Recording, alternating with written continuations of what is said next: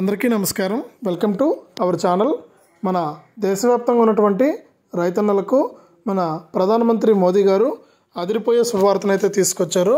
ఇక ఎవరైతే రాష్ట్ర వ్యాప్తంగా మనకు అర్హత ఉన్నటువంటి రైతులు ఉన్నారో వారందరికీ కూడా ఇప్పటికే కేంద్ర ప్రభుత్వం పీఎం కిసాన్ సమ్మాన్ నిధి అనే పథకం ద్వారా విడతకు 2,000 రూపాయల చొప్పున 3 విడతల్లో 6,000 రూపాయలను అయితే అందిస్తూ వస్తుంది. ఇప్పటి వరకు చూసుకుంటే మనకు 17 విడతల డబ్బులను విడుదల చేసినటువంటి కేంద్ర ప్రభుత్వం తాజాగా 18వ విడత నిధులకు గ్రీన్ సిగ్నల్ అయితే ఇచ్చింది.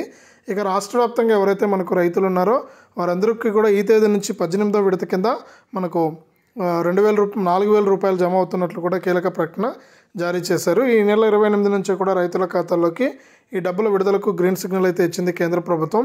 ఆ వివరాలన్నీ కూడా ఇప్పుడే మనం వీడియోలోకి అయితే వెళ్ళి తెలుసుకుందాం. దయచేసి ఈ వీడియో చూస్తున్న ప్రతి ఒక్కరు కూడా ముందుగా వీడియోని అయితే లైక్ చేసేయండి, తెలిసిన వాళ్ళందరికీ కూడా షేర్ చేయండి. ఇలాంటి మరెన్నో వీడియోల కోసం ఇప్పుడే మన ఛానల్ సబ్స్క్రైబ్ చేసుకుని పక్కనే వచ్చే గంట పైన నొక్కి మళ్ళీ వచ్చే ఆల్ అనే గంట పైన నొక్కి ప్రతి వీడియోను కూడా మీరు మిస్ అవ్వకుండా మీ ఫోన్లోనే నోటిఫికేషన్ లేదా మెసేజ్ రూపంలో అయితే తెలుసుకోండి. దయచేసి ఈ వీడియోను లైక్ చేసి షేర్ చేసి సబ్స్క్రైబ్ చేసుకోవడం మాత్రం మర్చిపోవద్దు.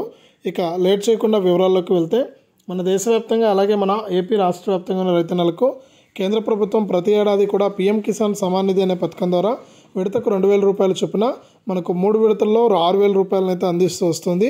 ఇప్పటి వరకు చూసుకుంటే మనకు 17 విడతల డబ్బులను అయితే విడుదల చేసింది. ఇక 18వ విడత నిధులను అయితే విడుదల చేయాల్సిందనమాట. ఇక ఈ డబ్బులను కూడా ఈ నెల 28 నుంచి కూడా రైతుల ఖాతాల్లోకి విడుదల చేస్తామని హామీ ఇచ్చింది.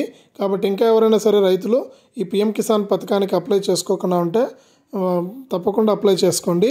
మీకు ఖచ్చితంగా ఈ నెల 28 నుంచి కూడా 18వ విడత కింద ఒక్కో రైతుకు కూడా 4,000 రూపాయలు జమ అయ్యే అవకాశం ఉందని మన కేంద్ర ప్రభుత్వం అయితే ప్రకటించింది.